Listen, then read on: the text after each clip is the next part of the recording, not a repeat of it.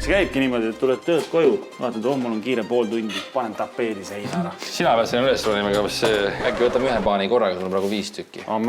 Muidugi ma tahtsingi ühte. Ütle, kui ma siin kuidagi närvis on ajada. Praegu hästi.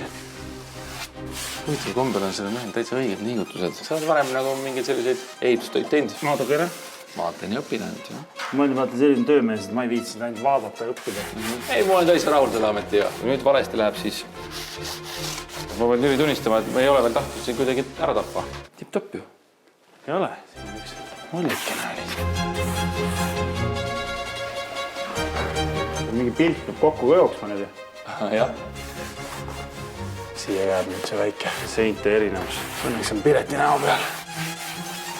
Vana ja pintseldamine. Peedipanek on küll läinud lihtsamaks tänu sellele, et tehnoloogia areneb. Aga pintsel ja rull tuleb ikka appi võtta. Nii. Nii, meil on natuke vaja, sul on alt vaja nüüd paika ka panna, sul ei ole mõtet niisama kükitada.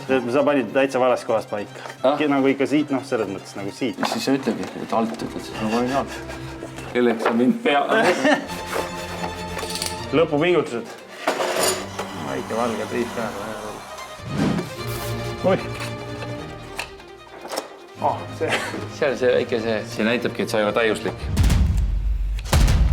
Kaua aega läks? 20 minutit. Kui inimene on andekas, siis ei saa seda varjata.